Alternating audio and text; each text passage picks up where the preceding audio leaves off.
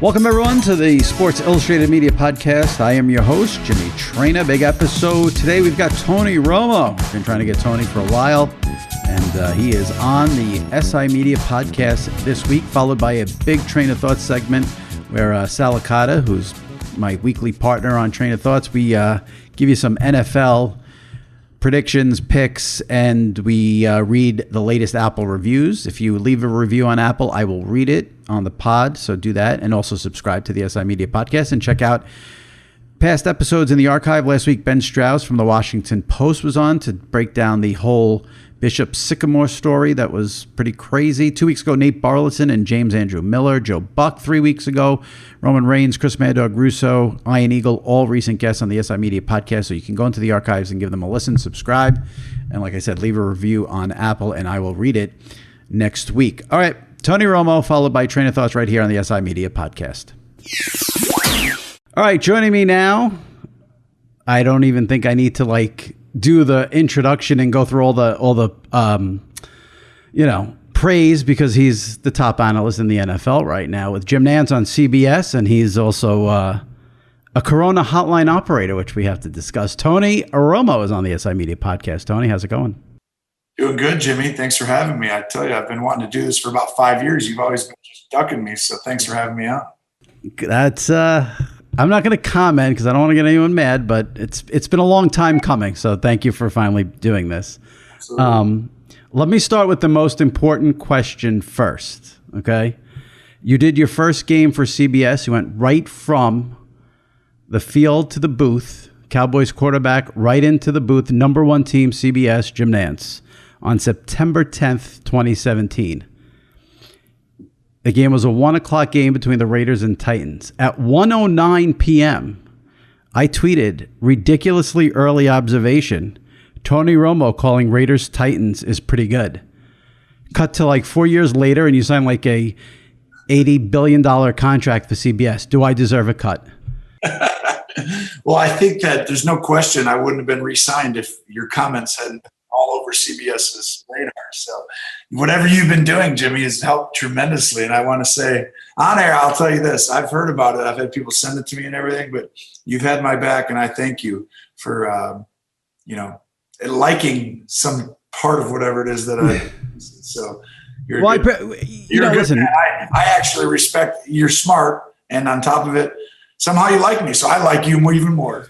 Well, the biggest thing I like is that you're unique. You came in with some great energy. I think I also tweeted at one time that you were a combination of football savant and drunk guy at the bar, and it was great to listen to. But let me ask you this, though, in all seriousness. When did you know during your career, at what point did you know, or was it after you retired? When did you know you wanted to go into the booth? Two parts. When did you know you wanted to do it? And when did you know or think I'll be good at it?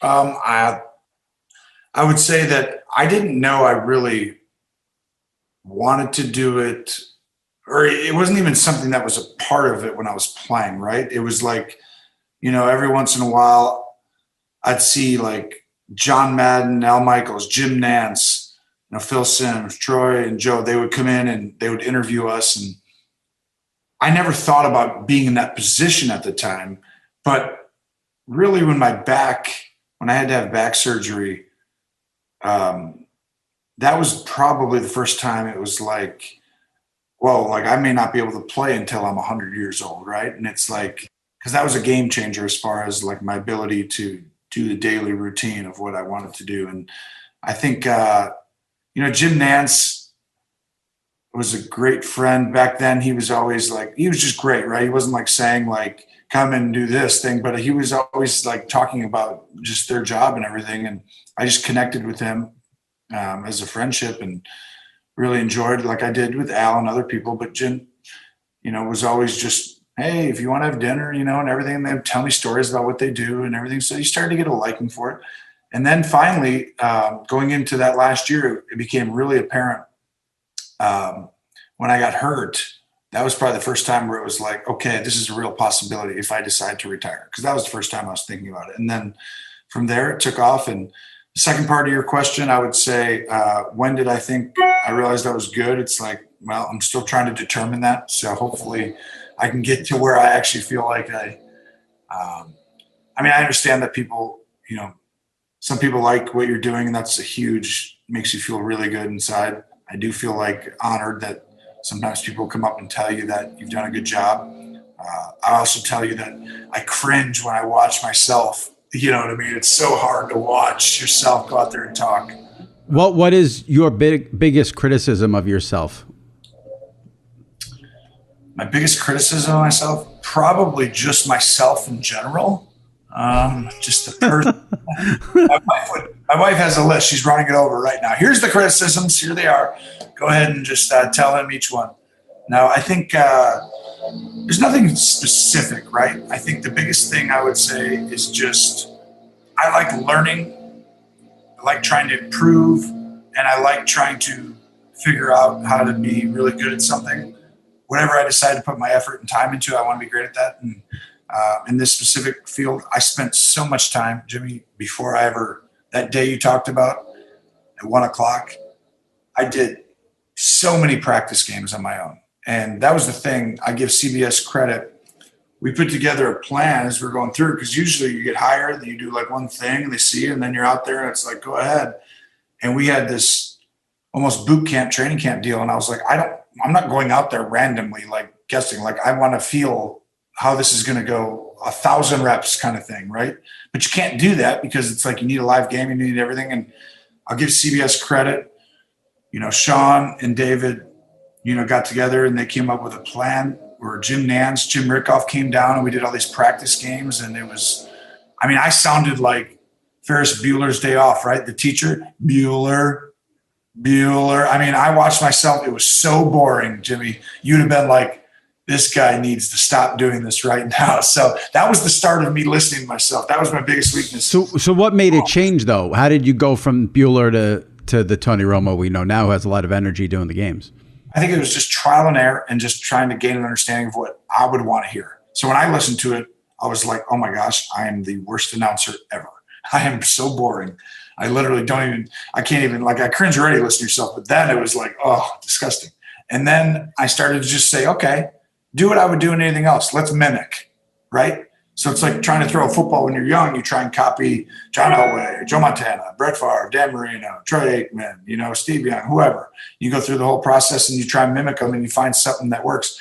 So I tried being John Gruden, John Madden. I tried being Phil Simms. I tried being Troy Aikman, Chris Collinsworth, and I went through the whole gambit. And what I found was one day, like 50 times in doing games, it clicked for me.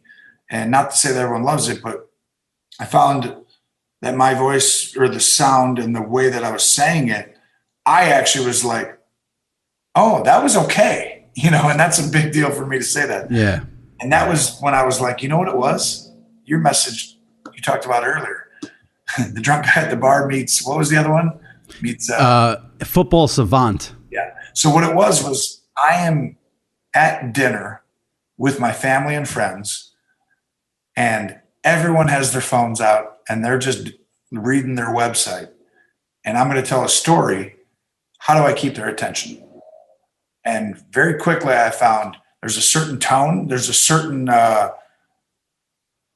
emphatic nature to it. And there's a certain, look them in the face, tap them on the shoulder, hit them a little bit, move them around a bit. Did you see this? Did you see what happened here? I got to keep your attention. So the only way to do it was this is what I do at dinner. It's like, I'm going to tell a story and make it good. And so I was like, I just feel like I'm at dinner, and trying to tell a story and keep your attention.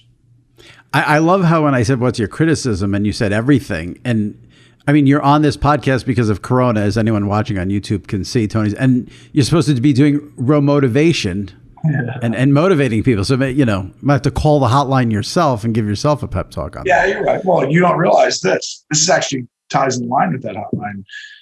Actually, this year, I signed back with Corona and, teaming up with them, and it's Row Motivation, which is basically targeting football fans, this year.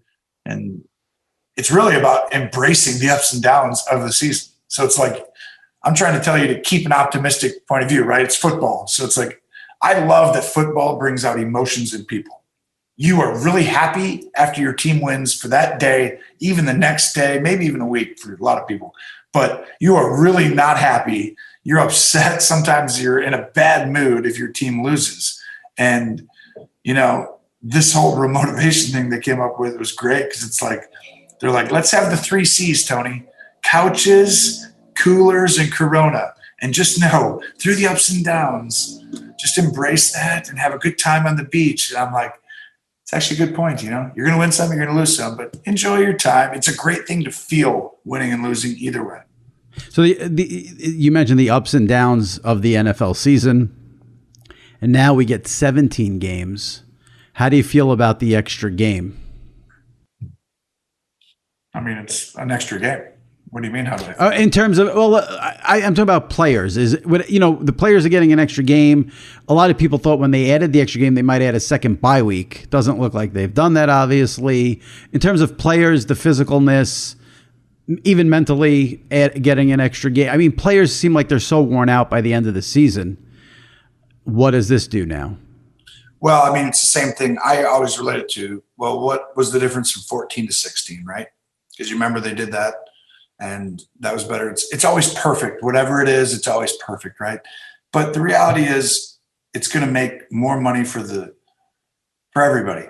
It just is. That's how I think about it. In some ways, it's, obviously the players are putting their bodies on the line, but I haven't looked at the data on it. I will, this week as we're going through it, because that discussion is going to come up.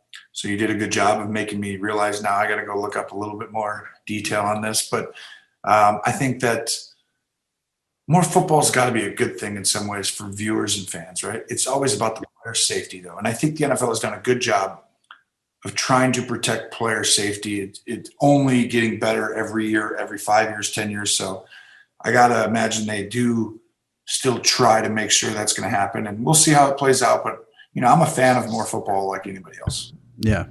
I mean, it's about money and then player safety. But you can't say that. I can say that. Yeah. A couple of broadcasting things, and we'll talk a little bit more about Corona. I'm just curious because now you've done it for 4 years. And obviously when you first started, the predictions were a big thing with you. I loved it. I was shocked that some people didn't like it. Some people are like, it's like a spoiler. This isn't a movie. How is it? It still has to happen for Tony to be right. And obviously what you did in that Patriots Chief game was completely wild. But you've toned the predictions down. I'm not going to ask you about that because I'm not going to ask you to throw CBS under the bus and who asked you to do that. But I'm just curious.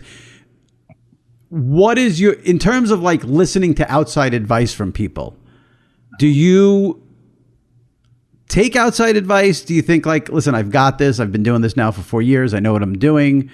Or do you try to listen to maybe what some people considered experts or higher ups or executives tell you?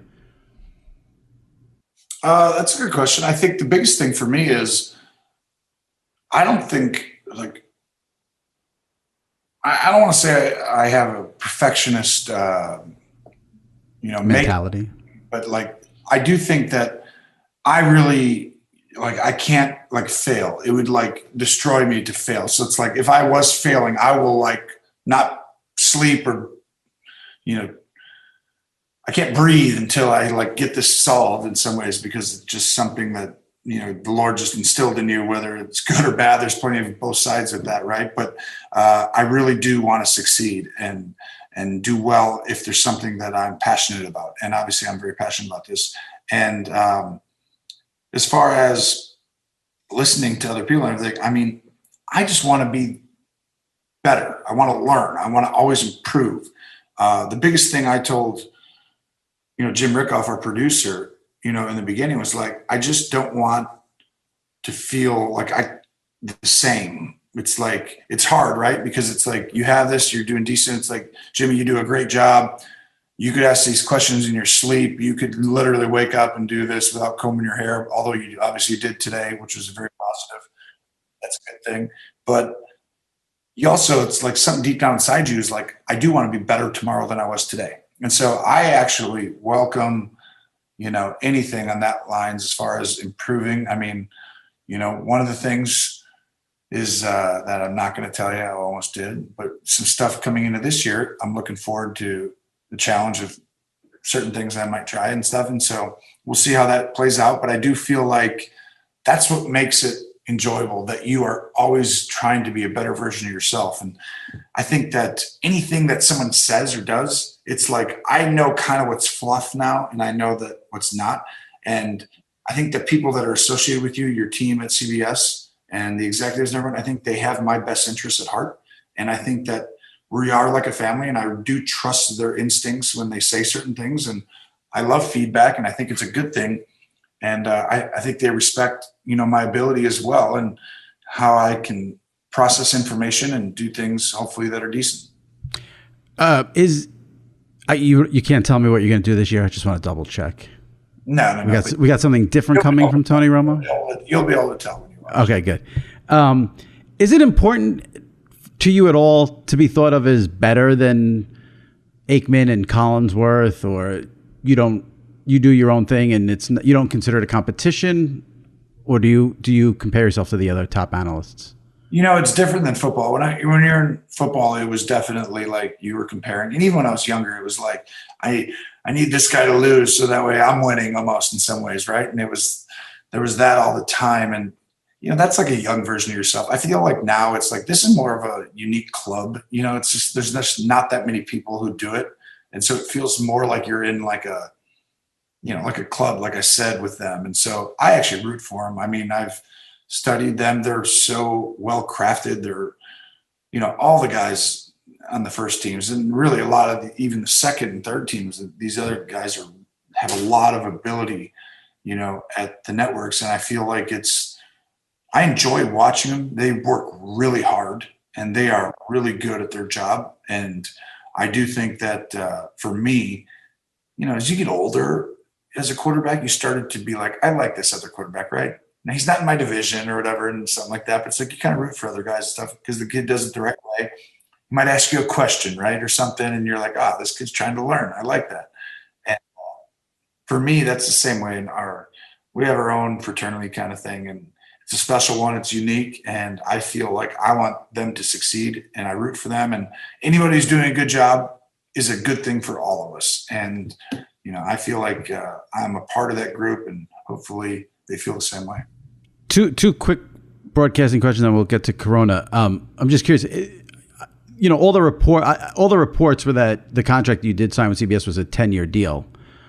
Is this something? Madden did this forever and became part of Americana. Is that a goal for you? Is this something you could see yourself doing 30 years from now? Do you have an end game? Is it something you've thought out? What's like how long you want to go with it? That might be the best question. The funny part is I sometimes try and think about that, and then I'm like, I don't even know.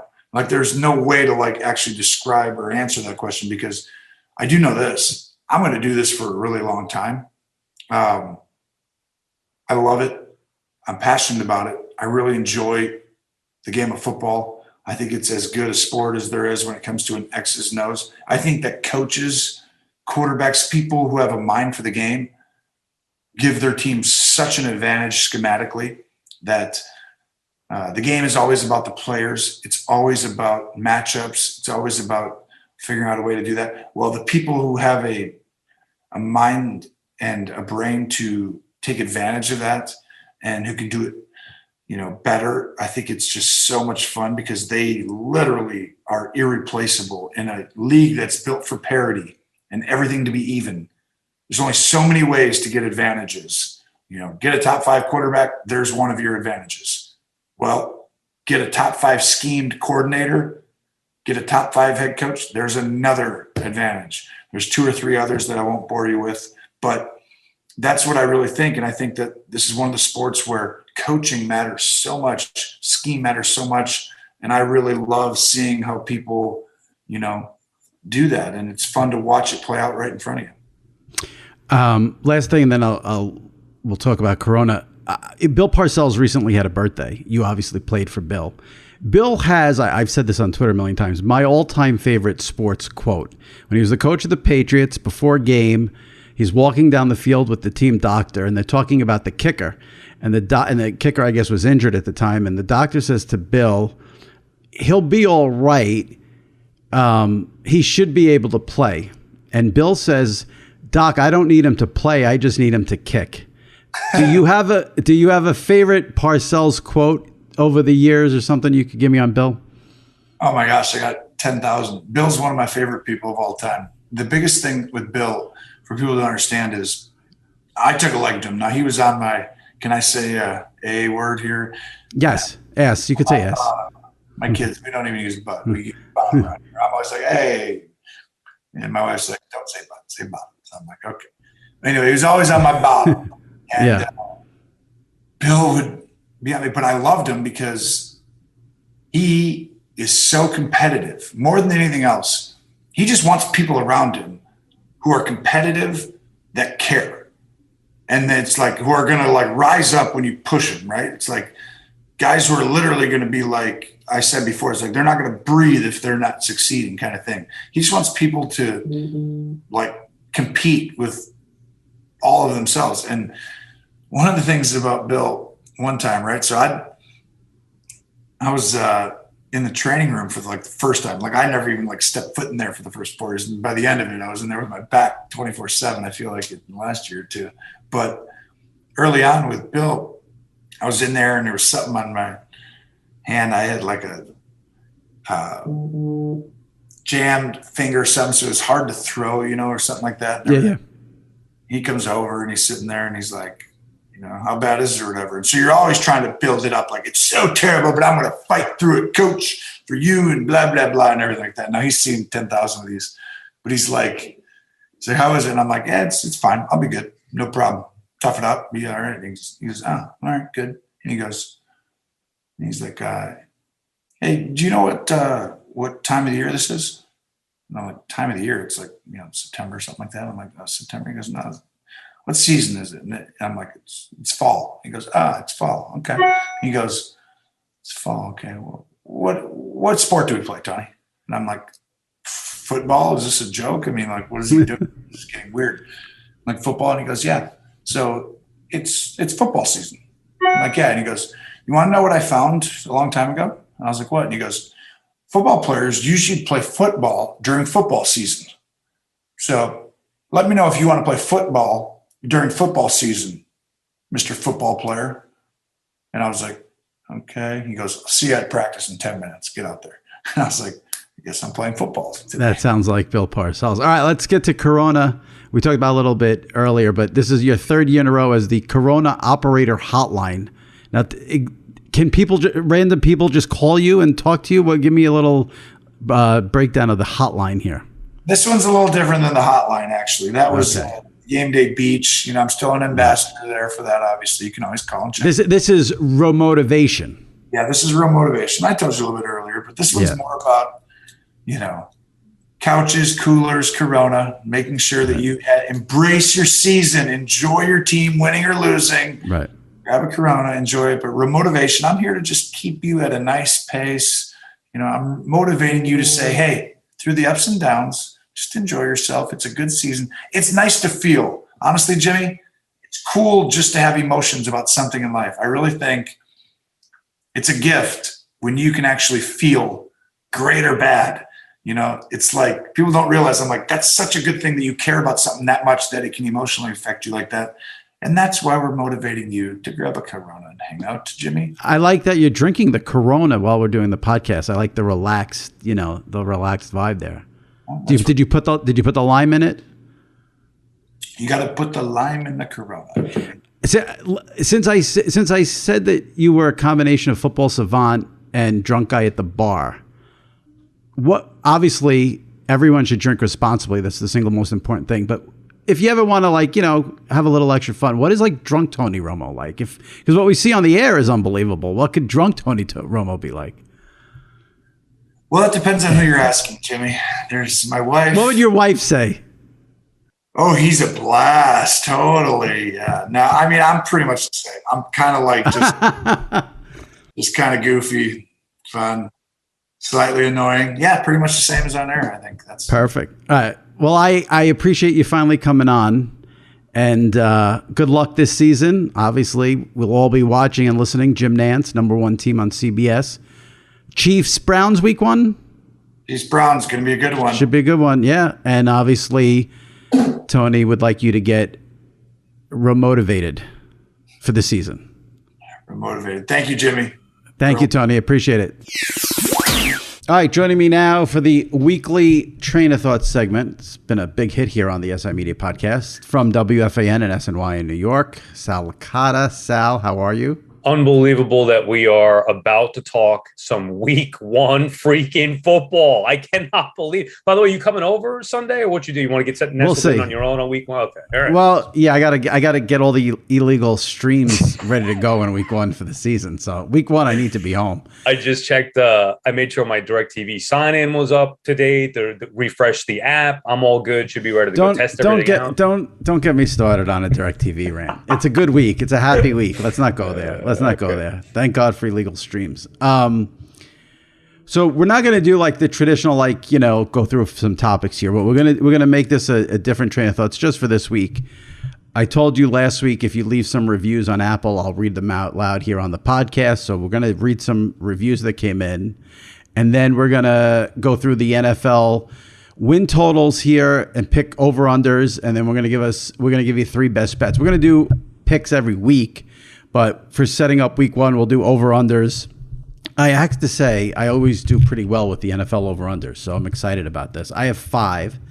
And then we'll do NFL picks for week 1. And then next week, we'll go back to sort of the traditional train of thought segment, and then we'll also just give you picks at the end. But this week, we'll go a little more in-depth since it's week 1 in the NFL. All right.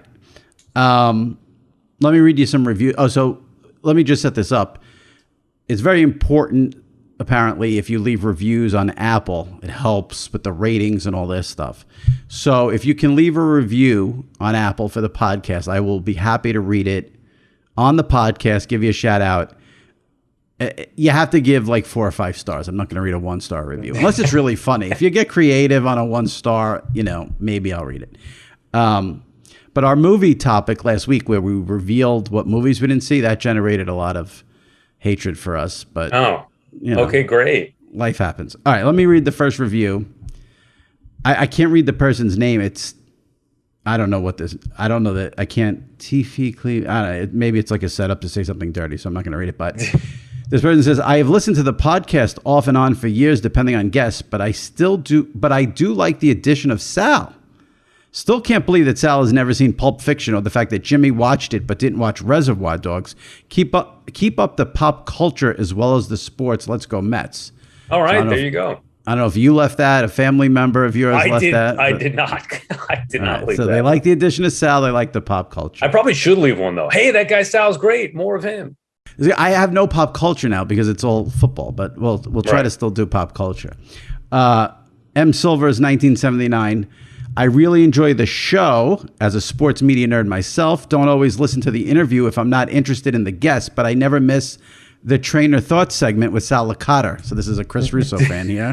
I'm still holding out hope that we can get a Sour Shoes spot. It would be epic. Keep up the A+ work. Oh, so great idea. Sour Shoes, for people maybe who don't know around the country, is a prank caller, genius, little off, to say the least, who calls like Howard Stern and WFAN in New York and is a genius with imitations. So many years ago, my producer was Lou Pellegrino, who knew Sour Shoes, and we tried to get him on, but he's impossible to corral. You just can't do it. To say like Sour Shoes, call in at 2:00 or I'm going to call you at 3:00. Like he doesn't work that way, so it's very hard to get him on. You'll like this one. I was doing an overnight a few weeks back, and one of the producers who was just starting out calls me, speaks to me in my headset. He's like, Sal, there's somebody online that says they're Francesa and they want to come on the air. It was like 3 or 4 in the morning. I was like, it's not Francesa. It's Sour Shoes. Somehow we get the hotline number. Right. He calls in his mic. He completely duped. Sounds just like him. He completely duped the producer. I was like, no, it's not him. Yeah. The guy is a genius. That's all there is to it. Dan Corrado, Jimmy, it's Dan. Mr. Marchand is here. Sal is dead. Call me back. It's a Seinfeld. We like it. Good job with that one. Any Seinfeld reference will get read. I love that. J. Rich 731. More Sopranos talk. the movie's October 1st. Will you go to the movies to see it? You know what's weird? I want to actually talk to you about that because I keep seeing it come up in my Twitter feed, and I feel like it must be getting close. I didn't know that it was that soon. Yes, 100%. Unless I could download it on HBO Max or whatever, I'm going to go see it. I want to see that. No, it will be on HBO Max as well. Right away? Yes, I believe so. Then I'm not going to go to the movies for it. If I don't have to go to the movies, now tell me why not.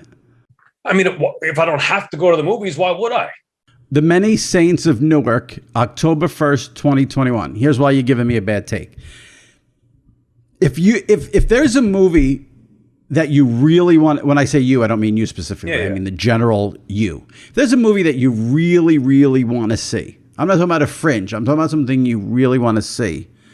I think you need the movie experience, not the sit-at-home experience where you'll be on your phone, your baby's going to be crying, your dog's going to be barking. Can you not go to the movies because you have a newborn? Is that an issue? But October 1st? No, two things. Number one, if it were in the theaters a day, 2 days, a week before it came out on TV, I'd go see it because I want to see that ASAP. The one reason why, if it's going to be out the same date, why I would prefer to stay at home, I've never watched one episode of The Sopranos in the theater. So to me, that's not a movie theater movie. So it's not a Marvel movie or whatever. I don't feel like I need to go to the theater to get the full experience for that. Now, here's something I'm going to have to read when we're done. We didn't prepare this, so I would have read it if I knew it ahead of time. But I'm just scrolling through here because I had Googled it to make sure the date was October 1st, and it is. And I see a headline here from Digital Spy 4 hours ago. The Sopranos' David Chase is, quote, extremely angry, end quote, about the Many Saints of Newark HBO Max release. So I guess David Chase doesn't want it on HBO Max at the same time it's in the theater. Right. Because nobody's going to go to the theater. The majority of people will not go to the theater to see it if you could watch it at home. I would assume COVID's a factor in this. If there's no COVID, I'm sure they'd put it in the theaters and make you wait on HBO Max. It's not for me, but don't you feel like, I don't feel like this is a true movie because it's a Sopranos thing. It's an extension of the TV series that we've watched. Whatever, right? A prequel of the series that we watched for years. So I'm not looking at it like, I have to go to the theaters for this. And I love going to the movie theaters. I love the popcorn. I love the smell. I love all of it, the whole experience. But if I could watch it in the confines of my own home on the couch, it makes my life a lot easier.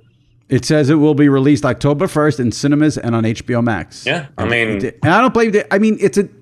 I get where David Chase is coming from. I have to assume they're doing this because a lot of people maybe still not comfortable going to the movie theater, and they want as many people to see it as possible. Now, my question, though, would be is how do they judge that? Because clearly box office sales would be impacted by people who have HBO. So you may see subscriptions go up, or you may know how many people have HBO. Right. HBO wants people to subscribe to HBO Max. That's what their play is here, which I get. Yeah. All right.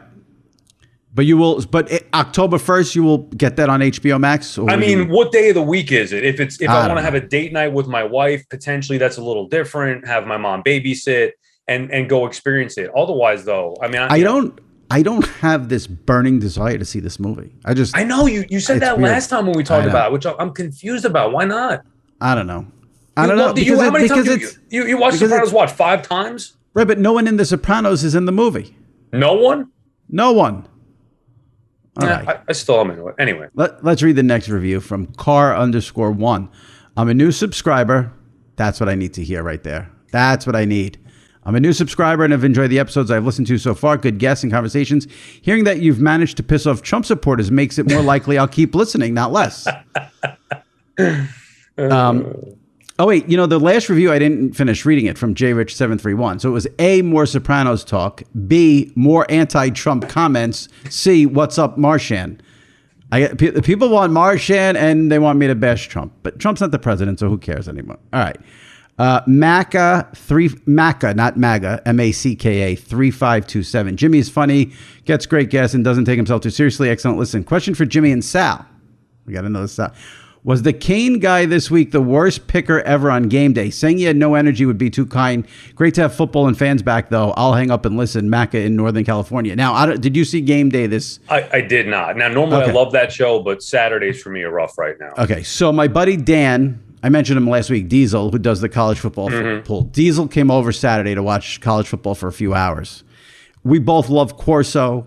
Yeah. We both love when he puts on the head and makes the prediction, and everyone goes, it's one of the best things still One of the best segments. And if you don't like Corso, there's something wrong. All right. So he gets over, we put on game day, and they're doing the picks. And Dan turns to me and he says, who is this guy? And I say, I have no idea. So I can't answer your question, Macca, because I don't know who the guy was. Kane? I really don't. Not Kane from WWE, so I don't know. I don't know what. So I watched it I said, I don't know who this is, so I stopped watching it and we started talking. So it couldn't have been that good, whoever it was. If I don't know you, I'm not really interested in your picks. I'm barely interested if I do know you're in your picks. It's all guessing. Like ours are going to be all. You shouldn't be interested in our picks either. That coming up. All right. We've got here a Stoli who titles his review, "Spoiler alert: Wrestling isn't real." Thanks for breaking the news. Had no idea. Yes, it's true. I learned this the hard way when I was around 11. It's fake. No disrespect to Roman Reigns, but I'd rather listen to ads for Roman. Huge fan of appearances by Andrew Marchand, John O'Reilly, and Jim Miller, and of course the new Train of Thought segment with Sal. More of that. Schrager too. So we got a lot here. Another review that could have been written by you. I did not. No. Loves the new Train of Thought. This guy wants Schrager. Here's the thing. This guy wants Schrager, Marchand, O'Reilly, and Jim Miller. Those guys are on all the time. I was just going to say, don't you have them on yes. every couple of weeks? Right. Yeah. They'll be on again. And yeah, the wrestling is going to keep happening. Sorry. Steve from Buffalo. Jimmy does some great interviews, but they are really conversations. Thank you. That's the goal here. Anytime Mad Dog is on, it's a must listen. The new Train of Thought segment is a hit. Jimmy is New York. He sounds like a New Yorker, is in your face like a New Yorker, and wears it on his sleeve like a New Yorker. Some of his opinions aren't my own, but I do my best to stay out of a personal echo chamber, and he presents his opinions passionately. Sports media podcasts like this one, Deitches and the Sportscasters, should be the heartbeat of every good sports fan's podcast feed. That's a great review. Nice. Appreciate that. This one is a good one right here from Chad W., 1988. Jimmy really said he won't watch Saving Private Ryan or Jaws because they aren't relatable after talking about how excited he was to watch a 6'9" former NBA player have a 48-hour party in Las Vegas with Carmen Electra. Remarkable levels of irony here. Been a regular listener for a couple of years now and love this podcast. That's great. So this person also tweeted me this comment, and as I said to him, I've been to Vegas. I've never been to war. So that's why I will watch. Well, that's why I will watch the Dennis Rodman story and not Saving Private Ryan. Yeah, right. You could relate. All right. We've got BIJRD. Don't know how to say that. Enjoy tawdry gossip about ESPN corporate politics and NBA ratings, but think too highly of yourself to read semi-tabloid sports website? Then this pod is for you. And I say that as a compliment. Great pod. Love Sal and Jimmy. Sal's a big hit. Sal is a big hit. Man of the people. No, I love the positive feedback. It's great. It's fun. You and I we do this on the phone, through text, out at Maureen's on Long Island. I mean, we've done this for years just talking, so it's nice to be able to do it and other people could listen in. This one here, last one from this week, Deep ETX. Love all the guests. Hate Trump and MMA. Don't like wrestling, but it's your show. Okay. That's what I like. Yes, it's my show. I'm going to do what I want. And it's not like you don't overkill with the wrestling stuff. No, I excuse me. I really only have like the big guests. You know, I've had Roman on, Cena, Seth Rollins. You gonna get CM Punk anytime soon? I know he's been making the rounds. I'm going to try to get Daniel Bryan, but I'm sure he's going to do a million shows too. All right, so those are the reviews. Send more in, keep them coming, and especially the nice ones. Yeah, Sal, you keep sending the ones in that you've been sending, and we'll read them next week as well. Jimmy Kimmel on the podcast next week, by the way, because he's a producer on the Mets 30 for 30 doc that's coming out. Can't wait to watch that. Are you now? Okay, so now it's 2 parts, 2 episodes each night. I saw. Is it Friday, Saturday, or Saturday, or whatever it is? But the 14th, Tuesday. No, Tuesday, Wednesday. Wednesday. I know, Sal's a diehard Mets fan, so I would assume you're all fired up for an 86 Mets. Oh 30 yeah, for 30. Not only diehard Mets fan. Like I don't really care about the current team the way that I mean, 86. That's my team. You as a Yankee fan, you have endless teams you can look back for. For me, that's it. Since I was 6, 7 years old, so I can't get enough of them. Right. All right. So Jimmy will be on to talk about that 30 for 30 next week. All right. NFL team totals. I usually do pretty good with these. I'm going to give you, I have 5. How many do you have?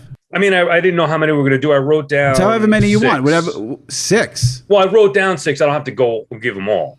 Spoken like a true degenerate. 6. And I didn't know if you were going to do, I don't want to pick the same ones as you, so I'll wait. Well, no, we can. No. if we have the same ones, I want you to pick it. The whole point is to give people what you like. Don't worry about if we both like it, that could maybe say something here. All right, so I have 5. I'm going to read them all. I'm going to give them to you all at once because, like the reviewer said, it's my show, so I can do what I want.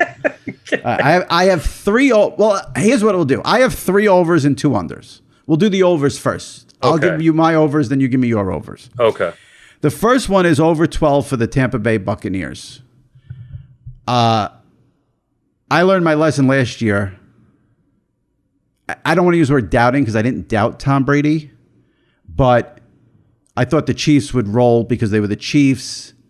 I took Brady for granted. I didn't disrespect him. I took him a little bit for granted. I think they're going to be better this year. I mean, you now have a whole year of him with that offense, with those players, learning everything. He's not slowing down. I like over 12 Tampa Bay a lot. These 2 I love. Green Bay over 10. You're going to tell me the Packers can't go 11? I mean, you have to remember there's 17 games this season, which keeps throwing me off. Yeah, I know. The Packers can't go 11-6 with Rodgers more motivated than ever because this is going to be his last year in Green Bay. That one there to me. And their schedule, from what I saw, is fairly, listen, they get 2 games against Detroit, which helps, 2 games against Chicago, which helps. They have their road game is at Cincinnati, which is not tough, at Arizona, not that tough. So I think that's an easy over. And then this is the one over under I like the most by far and away, is the Steelers over 8.5. I think TJ Watt back in the fold. That came down Wednesday. Obviously, that's huge. I love drafting Harris at running back. I think Roethlisberger, they said he's in great shape, finally trimmed down. So that I cannot understand how you just need 9 wins from the Steelers, who, now their schedule here. They have home games, the Steelers, against the Raiders, Bengals, Broncos, Seahawks is tough, Bears, Lions. 1, 2, 3, 4, 5, 6. They should go 5-1 in those games. And then their road games at Cincinnati, at Minnesota, and they have a home game. That is not a brutal schedule at all to get 9 wins. To me, that's my biggest lock by far. So my 3 overs are the Bucks over 12, Packers over 10, Steelers over 8.5. What are the Salicata overs? So I'm with you on the Packers. I mean, that to me is a lock. And the only question I would have, and we didn't go over what the VIG is. What is it? Minus 180, whatever. So, to make up for that, if you ever to lose the Packers one, that's kind of a 2-for-1. So that's where it could be shaky, but there's no chance. I mean, knock on wood, even if Rodgers gets hurt with the extra game in that division, they should be able to win close to 10 games. So I'm taking the Packers over. Let me just give the listeners advice. If me and Sal both like it, bet the Packer under. Go ahead. What's your next over? It's a lock to go the other way. Yeah. I'm going to go with the Giants over. I guess nationally they're not getting any, and I'm not a Giants fan by any stretch, but I do love the coach, Joe Judge. They won 6 games last year, and they weren't good at all. They added the number is 7? I have it at 7, yeah. 7, yeah. Now, remember, as you said, there's an extra game here. So how are the Giants, who won 6 last year in a bad year for them, they're year 2 under Joe Judge, make or break year for the quarterback. And I don't even love the quarterback, but they add Galladay, they get Barkley back healthy. Their defense was good last year. Their division stinks. I would be shocked, and it would be a major disappointment if they don't win at least 9-10 games. So I'm going to go over the Giants 7 as well. I have 2 more overs. One, the Colts, which is pretty high at 9. But I'm a believer. I hate even to say this. I'm a believer in the way the Colts play. They built their team inside out, which I love, in the trenches. And now I think that they have the quarterback position at least significantly upgraded from what we saw in the last couple years. I think Wentz, if he could stay healthy, and it sounds like he's going to be able to play to start the season under Frank Reich, I think he's going to take that team to another level. Plus, their division stinks as well. I'm not as high on the Titans as everybody else is. The Jaguars, the Texans are awful. So give me the extra game. Give me the Colts over 9. And then I'm going with the Patriots. Pats over 9.5 all day long. I love the talent that they brought in. Mac Jones, clearly a quarterback who's going to be helped out by Belichick. He knows what he needs in a quarterback. Mac Jones is it. They have the weapons. They have the greatest head coach of all time. Patriots, to me, with the extra game, they should be able to win. It might be close, but I'm going to bet on Belichick knowing what he's doing and bouncing back in a big way. Even in a bad year, they're going to win 8-9 games. So give me the Patriots over. So Packers over 10, Giants over 7, Colts over 9, Pats over 9.5. There were 2 overs I toyed with that I ended up not. Over 8.5 for Washington with Fitzpatrick there and that good defense in a bad division. Right. I don't know why I X'd it out. Maybe I went through their schedule or something, but I think Washington's an interesting thing over. And I had the Patriots written down and then crossed it out. The only thing that scared me off, I think Belichick is the greatest coach ever. He, as good as he's been and as good as he will be, and I think he's going to be great, he is a rookie quarterback. You got to figure there's going to be some bumps in the road. And the division's brutal. The division, I mean, the Jets are a threat, but they're better. The Bills obviously are great. Miami is, if Tua takes the next step, they could be dangerous. Well, we'll get to all that with unders. I got 2 unders for you. I have under 9.5 for Miami. Okay. I love their coach. I don't love Tua. I don't think they added enough in the offseason. And the fact that there's been so much public speculation about Tua and trading Tua, Deshaun Watson, I think that tells you a lot. And I think, they played Buffalo twice, New England twice. They have road games at Tampa, at New Orleans, at Tennessee. Tough schedule. Don't love the quarterback. I'm a big believer in these over-unders, with the quarterbacks. That's why I've, Tampa, Green Bay, Pittsburgh overs. And they didn't add an immense amount of talent in the offseason. I think they added 1 good receiver, and I don't know. I thought they'd have I thought they'd add a lot more offense. They did not. My other under is the Raiders under 7. I just think they stink. Gruden has not done anything there. Carr, I don't see them getting to 8 and 9, especially the Chiefs and Chargers. That could easily be an 0 and 4. Broncos will be better with Bridgewater. Brutal division for the Raiders. I like the under 7 there. I don't think that team is. I think this is it for Gruden after this year. Interesting.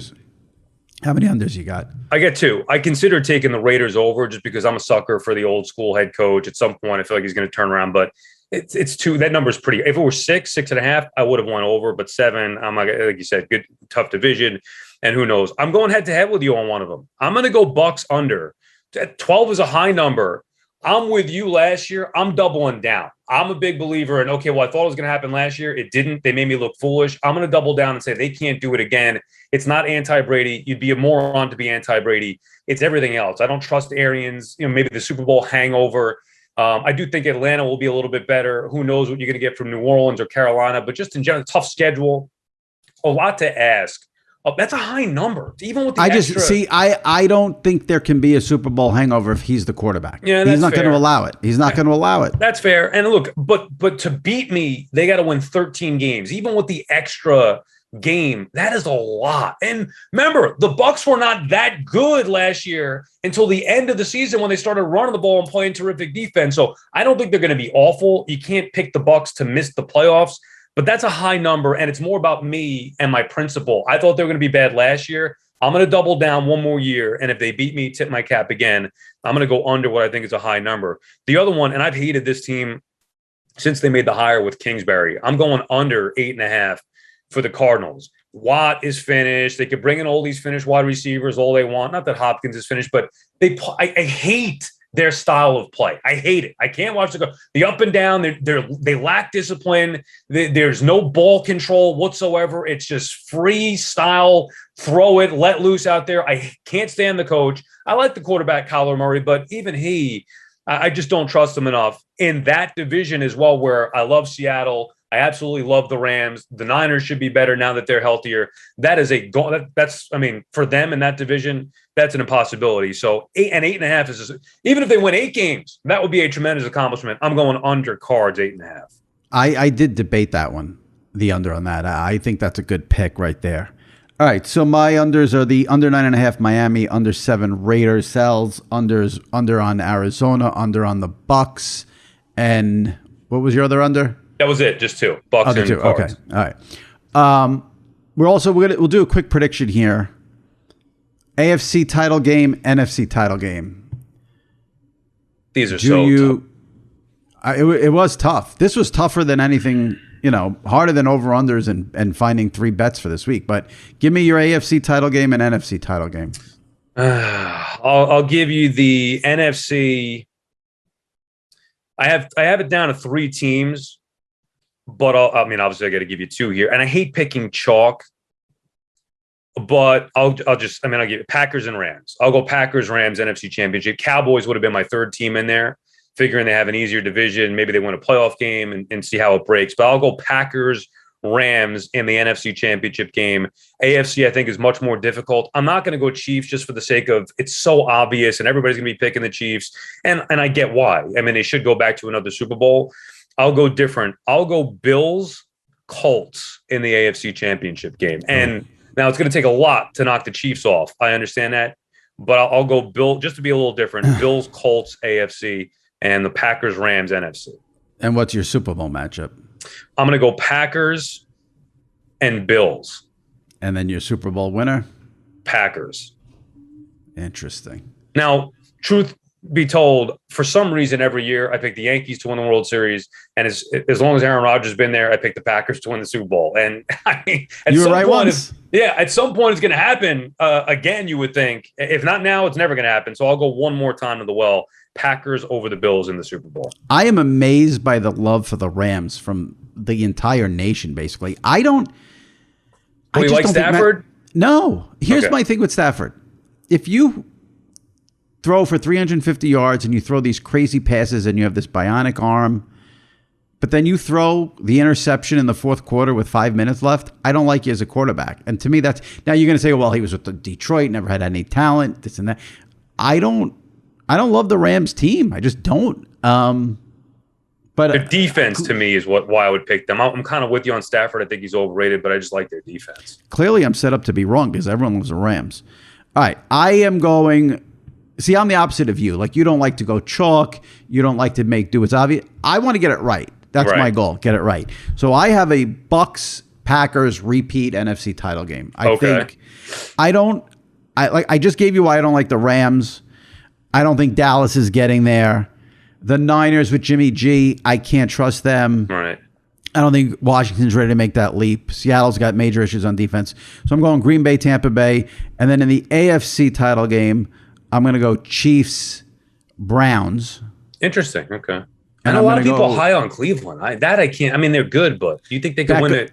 I think you get Beckham back is going to be a huge help for them. Their defense, Myles Garrett, poised for a huge season. I like the coach. I love Baker. Okay. I think Baker's a winner. So I like Cleveland, KC. And then in the Super Bowl, I'm going with the repeat of KC, Tampa Bay. And I think KC then gets it this year. Okay. I think they're loaded. I think they're really loaded. I think losing will be a motivating factor for them for this year. All right. Now, we'll do this every week. Week 1 picks. Now, I'm going to say this right off the bat. I don't like doing this on a Wednesday because I change my mind. Yeah. I mean, I like to make my picks Sunday at about 11 a.m. Oh, agreed. I was just saying last night on my radio show on the overnight, hey, I don't know if I want to give picks because I have to give them out on Friday. And I on Sunday morning, I go with my gut. I mean, it literally could be down to the minute. Like, you know what? I'm going with this team here. So Friday, Wednesday, it always changes. The actual plays that I make come Sunday morning. I'm with you. Now, having said that, I've said this before on other throughout the years here. If I hate betting week 1. I don't like to. I go very, very light week 1 because I want to see what's going on first before I make any kind of judgments here. But especially with the lack of preseason, I kind of agree with you. But I will say this. I did find 3 games I actually like a lot. I found 3 games I like a lot. How many games do you have? We're going to do 3 each. We're always going to do 3 each. I'll give you 3. Okay. All right. So because I went first with the over-unders, I'm not a total monster, even though it's my podcast. I'll let you give me your 3 picks first for week 1 in the NFL. I'm going to go Dallas +8. Let's get it started on Thursday night. Why not? Have some fun, have some action there. It is a high line. Yeah, I think that's a big number. And I think Dallas can be one of the teams that surprises. Now, I don't like McCarthy and I hate their defense. I don't think Dan Quinn is going to do anything special with that defense. However, their offense is so freaking good if Dak is healthy and they're on. I'm not saying they're going to win the game, but if I expect the Bucs to be down a little bit, Cowboys to be up a little bit, they should cover that 8. So that's pick number 1. Dallas plus the 8 gets us started tomorrow night or Thursday night. I'm going to go with the Falcons -3 at home. Now, the Falcons are my team. That doesn't mean that's not why I'm picking them here. It's just they're at home against the Eagles. If there was ever a game that they had to win, they do have Matt Ryan, who's a veteran quarterback, and I couldn't love him anymore. I think they're going to try to run the football more this year. At home, they're usually a safer bet, even in bad years. The Eagles stink. I'd be shocked if the Eagles did anything worthy this year whatsoever. And now, maybe it's a push. Maybe they win by 1 or 2. That would scare me. But I think the Falcons win the game. So, therefore, I'm going to take them -3. For my third I need to throw in one sports media note about that game. That will be the first game that Burkhardt and Greg Olsen do together. I'm gonna watch a lot of that game because that's the number 2 team for Fox. It's a big job right there for Greg Olsen, first year in the booth with Burkhardt. So that's the number 2. That's the number 2 team, and they're on that game. Yeah, because Fox doesn't have a great schedule. It's a much better AFC schedule with Miami and New England, Cleveland, Kansas City. They lost, Fox lost the Bucs and Cowboys to Thursday night. So that actually is the second best because Bucken and Aikman will be with Green Bay, New Orleans. So Burkhardt, Greg Olsen on Atlanta, Philly. All right. I got to tell you one thing before I give you my third pick, because you're just talking about the different weeks here in week 1. My wife just booked a party for the baby, a baby blessing, Sunday, October 10th. I was like, I'll give you my RSVP right now. No. I was like, come on. There were 2 dates. It could have been October 2nd, a Saturday. I said, yes, Saturday. Do it Saturday. But then her family couldn't make it. I was like, what? And that happens to be the week where the Jets play the Falcons in London at 9:30. So I said, okay, I'll watch the Jets Falcons at 9:30. You want to schedule it for between 1 and 4, and then I get set for Giants Cowboys at 4. Anyway. Three things. One, I wish you would have dropped this bomb on me sooner because we could spend a whole segment on this next week. 2, sorry. We'll talk. We have to talk about this off the air. And then 3, take my RSVP card, just check the no box, and save the stamp. Yeah, don't even invite. I know. Well, you could actually come just hang out and watch the football downstairs. All right, third pick. So I'm torn between the Jets and the Giants here. I'm gonna go Jets +5 on the road in Carolina. Everybody's making such a big deal of Sam Darnold as if we're going to see some kind of new quarterback. Sam Darnold stinks. I know it wasn't all his fault. He's horrible. And I think the Jets are going to be better. And I think you're going to see a much better effort. Not that they're going to win the game outright, although I wouldn't be shocked if they do. But I like their offense. The Jets will be much better offensively this year than they will be defensively. And I think the idea of, same old Jets going and get embarrassed by Robbie Anderson and Sam Darnold, I don't think that's going to happen. I think they'll run the football behind their big offensive line. Wilson will be able to make some plays. I love Eli Moore. Jets will score points. They will at least cover the 5 on the road in Carolina. So Dallas +8, Falcons -3, Jets +5. So I also have the Jets +5. You think the offense? You think the offense is going to be better? I think the defense will be better under Robert Saleh. Like you, I don't think Sam Darnold is a good quarterback. I think Matt Rule has a lot of issues. Players coming out. We never practice 2-point conversions. I think, or we never practiced the 2-minute drill, which is bizarre. And I think 5 is high. And when Tony Romo, the guest on this episode of the SI Media Podcast, says he loves Zach Wilson and Zach Wilson's a game changer and Zach Wilson's going to be a big time quarterback, I'm going to listen to Tony. I'm not going to expect the Jets to win outright, but I will gladly take 5 points with the Jets. So if you're listening again, bet Carolina -5, and you should be making some money. My other 2 picks, Patriots -3 against the Dolphins. I think Bill Belichick all offseason to prepare for Tua will have a game plan ready to go. The Dolphins always give the Patriots fits, especially in New England. I don't think now you have a rookie quarterback. I think Belichick's going to have him ready to go. It's going to change now. I think that after last season, Belichick is going to be on a mission this year. You're only laying 3 at home. So I do like the Patriots there. And then the last one, under 45.5, Jaguars at Texans. Tyrod Taylor is the starting quarterback for the Texans. Lawrence, a rookie. Maybe there's a little bit of a learning. He doesn't have the running back they drafted from Clemson. I still don't think the Jaguars have much talent. Urban Meyer, first NFL game. I could see this, this is a 17-10, 20-17 type of game. 45.5, I think, is very high for two teams that really, I don't see what they have on offense that would make you go over here. So those are my picks. Patriots -3, Jets +5, under 45, Jaguars, and Texans. All right. Are you keeping? Are we keeping records here? I'm the host. I'll keep track. Okay. Yeah. All right. Good. I can't make you do work. All right. That will do it for this train of thoughts. We'll go back to the regular format next week. Enjoy week 1 of the NFL. And Sal, we will see you next week. Good luck with the wagers. Thank you. You as well. I can't wait for the text when the Jets are losing. And that's going to happen. By 20 in the fourth quarter. All right. Take it easy. All right, my thanks to Tony Romo and Sal Licata for the Train of Thought segment. We will see you next week here on the SI Media Podcast with Jimmy Kimmel. So subscribe to the pod. You can get that delivered right to wherever you listen to podcasts. Subscribe, and also if you want to review, and I'll read it next week on the pod as I did this week as well. In past episodes, I'll just run down some of the great guests we've had recently. Nate Burleson, James Andrew Miller, Joe Buck, Roman Reigns, Chris Russo, Ian Eagle, Brian Curtis from The Ringer. Check them all out in the archives. Subscribe and review. All right. We'll see you next week right here on the SI Media Podcast. Stay safe and take care.